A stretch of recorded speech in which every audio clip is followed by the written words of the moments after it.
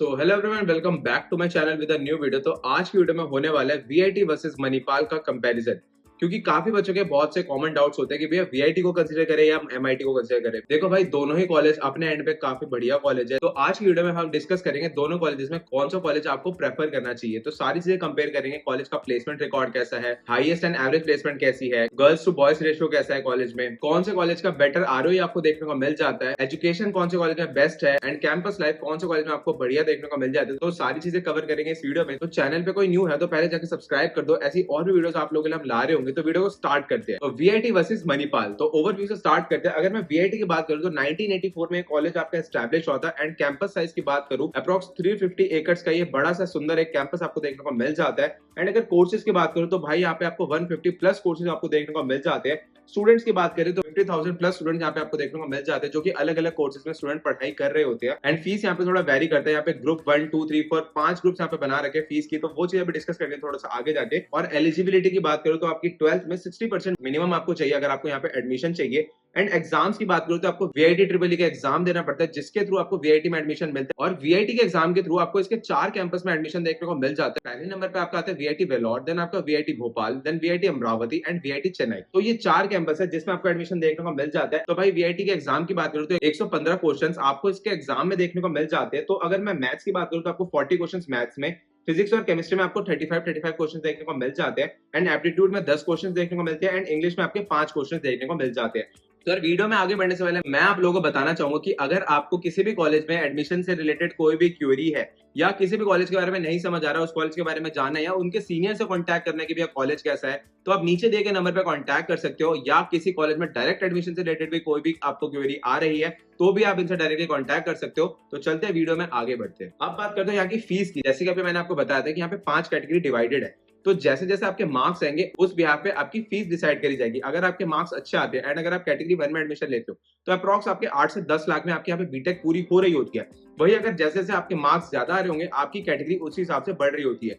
Maximum यहाँ पे category 5 तक है। कैटेगरी 5 में आप मान के चलो 25 से 30 लाख रुपए आपकी बीटेक की फीस यहाँ पे लग रही होती है। तो अकॉर्डिंग टू मी, अगर आप कैटेगरी 1 या 2 या ज्यादा से ज्यादा 3 तक भी यहाँ पे एडमिशन लेते हो तो ये कॉलेज वर्थ इट है। उसके बाद तो भाई अगर आप 25-30 लाख अगर किसी कॉलेज में दे रहे हो तो वो मेरे हिसाब से वर्थ इट नहीं है। तो अब चलते थोड़ा सा मणिपाल की बात कर लेते हैं। 1957 में कॉलेज आपका एस्टैब्लिश हुआ था। 300 प्लस एकर्स का ये आपको कैंपस देखने को मिल जाता है। कैंपस साइज इसका भी काफी बढ़िया है एंड बहुत सुंदर कैंपस है मणिपाल का भी। एंड अगर स्टूडेंट्स की बात करूं तो भाई 25,000 स्टूडेंट्स यहाँ पे आपको देखने को मिल जाते हैं। तो आप कंपेयर कर सकते हो वीआईटी में कहाँ 50,000 बच्चे पढ़ रहे हैं एंड एमआईटी में आपको 25,000 देखने को मिल जाते हैं। तो पूरा स्टूडेंट्स का रेशियो हाफ हो जाता है। तो ये एक आपका एडवांटेज हो जाता है प्लेसमेंट्स के टाइम पे। एंड अगर यार इसकी फीस की बात करूं तो आपको कम से कम भी 20 लाख रुपए आपको जेब में चाहिए अगर आपको एमआईटी में एडमिशन लेना है। तो अगर आपका बजट इतना है तभी आप इस कॉलेज को कंसिडर करना। तो अगर एमआईटी की बात करूं तो एडमिशन के लिए आप एमईटी का एग्जाम देना पड़ता है, मणिपाल एंट्रेंस टेस्ट, जिसके थ्रू आपको इसके 4 कैंपस में एडमिशन देखने को मिल जाता है। पहले नंबर पे आपका एमआईटी मणिपाल, देन आपका एमआईटी भोपाल, देन आपका MIT Jaipur and MIT Sikkim. तो ये 4 कैंपस आपको देखने को मिल जाता है। एंड एग्जाम्स की बात करूं तो यहाँ पे 2 फेज में इसका एग्जाम देखने को मिल जाता है। तो अगर फेज 1 की बात करूं 18 और 19 अप्रैल को आपको इसका एग्जाम देखने को मिल जाएगा। रजिस्ट्रेशन की बात करूं तो 15 मार्च इसकी लास्ट रजिस्ट्रेशन डेट थी, जो कि अभी निकल चुकी है। बट अगर किसी ने नहीं भरा है तो इसका फेज 2 जो है उसकी लास्ट डेट 20 अप्रैल को है। तो जिसने नहीं भरी है वो भी इस फॉर्म को भर देना। एंड इसका एग्जाम आपको 12 मई को देखने को मिल जाता है। एंड एग्जाम पैटर्न की बात करूं तो भाई 120 मिनट्स का ये टेस्ट होता है, जिसमें आपके 60 क्वेश्चंस आपको देखने को मिल जाते हैं। एमसीक्यूज यहाँ पे आपको 45 देखने को मिल जाते हैं एंड 15 आपके न्यूमेरिकल आंसर टाइप क्वेश्चंस होते हैं। एमसीक्यूज की बात करूं तो भाई फिजिक्स में 10, केमिस्ट्री में 10 एंड मैथ्स में आपको 15 क्वेश्चन और इंग्लिश में आपके 10 क्वेश्चन देखने को मिल जाते हैं। एंड वही न्यूमेरिकल आंसर टाइप की बात करूं तो आपके 5 क्वेश्चन ईच होते हैं फ्रॉम पीसीएम। और नेगेटिव मार्किंग यहाँ पे होती है, देखने को मिल जाती है, बट वो एमसीक्यूज में होती है। करेक्ट के आपको +4 एंड इनकरेक्ट के आपको -1 नंबर आपको देखने को मिलते हैं। एंड जो आपके न्यूमेरिकल आंसर टाइप क्वेश्चंस होते हैं उसमें आपकी कोई नेगेटिव मार्किंग नहीं होती। एंड एलिजिबिलिटी की बात करूं तो आपकी 12th में 50% चाहिए होती है एमआईटी कॉलेज में एडमिशन के लिए। एंड वीआईटी में अगर आपको चाहिए तो आपको 60% आपको वहां चाहिए होती है। तो मोटा मोटा हमने अभी कॉलेज के बारे में, उसके एस्टैब्लिशमेंट, कॉलेज के बारे में, एग्जाम्स वगैरह एंड उसके कैंपस, इन सब के बारे में बात कर ली। अब बात करते हैं इसकी प्लेसमेंट्स की। तो अगर मैं प्लेसमेंट्स की बात करूं तो वीआईटी का ऑफिशियल वेबसाइट पर अगर आप चेक करोगे तो इसकी हाईएस्ट पैकेज आपको 1 सीआर आपको देखने को मिल जाती है। एंड एवरेज की बात करूं तो वीआईटी के थ्रू आपको 8 से 10 लाख आपको एवरेज देखने को मिल जाता है। वही अगर मैं एमआईटी की बात करूं तो हाईएस्ट ये 54 एलपीए इनके वेबसाइट पे आपको देखने को मिल जाता है। एंड एवरेज आपको 12 से 13 एलपीए आपको हाईएस्ट देखने को मिल जाता है। अब एक चीज आप समझो, वीआईटी में क्या है, वीआईटी में जो एवरेज पैकेज है वो कम है बट इनका हाईएस्ट पैकेज ज्यादा देखने को मिल जाता है। वही एमआईटी की बात करूं तो एमआईटी में आपको एवरेज ज्यादा देखने को मिल जाता है बट हाईएस्ट कम देखने को मिलता है। तो एक चीज आपको ये समझनी पड़ेगी कि आप किसी भी कॉलेज की हाईएस्ट पैकेज को देखकर उस कॉलेज की तरफ मत भागना, बिकॉज जो हाईएस्ट पैकेज है वो एक या दो ही बच्चों की लग रही होती है। मोस्टली आप किसी भी कॉलेज को अगर कंसिडर कर रहे हो तो यार उसके एवरेज या मीडियम पैकेज को देखकर ही उस कॉलेज की ओर जाना। और दूसरी चीज ये भी है कि अगर वीआईटी में 50,000 बच्चे पढ़ रहे हैं, वही एमआईटी में आपके 25,000 बच्चे पढ़ रहे हैं, तो क्या है जो स्टूडेंट रेशियो वो पूरा हाफ हो जाता है और प्लेसमेंट्स में एमआईटी के स्टूडेंट्स को थोड़ा सा ज्यादा एक एडवांटेज देखने को मिल जाता है। तो अब बात कर लेते हैं दोनों कॉलेजेस के एडवांटेज एंड डिसएडवांटेज के बारे में, बिकॉज हर चीज की एक अच्छाई भी होती है और एक बुराई भी होती है। अगर मैं एडवांटेज की बात करूं तो वीआईटी में आपको काफी ज्यादा लग्जूरियस लाइफ देखने को मिल जाता है, बिकॉज यहाँ पे स्टूडेंट्स भी ऑल ओवर इंडिया से ही आ रहे होते हैं एंड यहाँ पे जो कल्चर है थोड़ा लग्जूरियस टाइप का आपको देखने को मिल जाता है। एंड कॉलेज जो है काफी ज्यादा ओवर हाइप्ड है, बिकॉज वीआईटी का ब्रांड नेम काफी ज्यादा हाई है एंड इसकी प्रमोशन भी बहुत ज्यादा चलती है। तो एक तरीके से ये ओवर हाइप्ड या ओवर क्राउडेड भी कॉलेज आप कह सकते हो।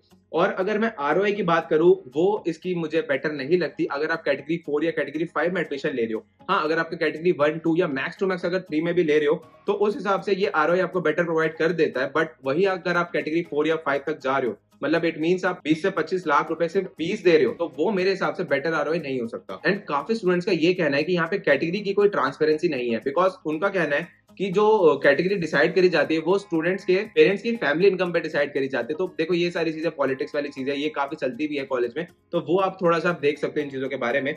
बाकी इस कॉलेज में आपको थोड़ी बहुत रेस्ट्रिक्शन भी देखने को मिल जाती है, इतनी ज्यादा भी नहीं होती। कॉलेज लाइफ तो अच्छी है बट हाँ थोड़ी बहुत रेस्ट्रिक्शन हर कॉलेज में होती है, तो वो चीज ठीक है। क्राउड की बात करूं तो भाई यहाँ पे क्राउड बहुत ज्यादा आपको देखने को मिल जाता है एंड वही कैटेगरी 1 का स्टूडेंट वही होगा जो मेहनत करके पढ़ाई करके उस कैटेगरी 1 तक पहुंचा है एंड उतनी फीस देके पढ़ाई कर रहा है। एंड वही अगर कैटेगरी 5 के स्टूडेंट की बात करूं तो मोस्टली वैसे ही स्टूडेंट होते हैं जो विदाउट पढ़े और घर वालों के पैसे खर्च करके बस आ गए। तो एक आपको डिफरेंस देखने को मिल जाता है कैटेगरी 1 और 5 के स्टूडेंट में। तो आपको डिसाइड करना है कि कॉलेज में आपको कैसे सराउंडिंग में रहना है, जिस टाइप की आपकी सराउंडिंग रहेगी उसी हिसाब से आपको 4 साल बाद अपनी प्लेसमेंट या कौन सी कंपनी आप बैठ रहे हो वो आप देख सकते हो। और एक चीज ये है कि यहाँ पे कॉलेज में आपको बहुत ज्यादा कंपटीशन देखने को मिल जाता है। सीएसआईटी में ही आपको अप्रॉक्स 3 से 4 हजार बच्चे देखने को मिल जाते हैं, तो एक बहुत ज्यादा कंपटीशन आपको इस कॉलेज में देखने को मिल जाता है। नेक्स्ट अगर मैं बात करूं एमआईटी की, तो एमआईटी में भाई कल्चर तो आपको काफी ज्यादा अच्छा देखने को मिल जाता है, टॉप नॉच कैंपस भी आपको देखने को मिल जाता है। एंड एक चीज मैंने यहाँ पे कॉलेज के एमआईटी की सुनी है कि यहाँ पे ड्रग कल्चर का थोड़ा ज्यादा चलता है, तो उसमें आप थोड़ा सेफ रहना, क्योंकि स्टार्टिंग में अगर वैसी दोस्ती यारी कर लोगे तो फिर आप देखो 4 साल अपने खराब तो करोगे ही करोगे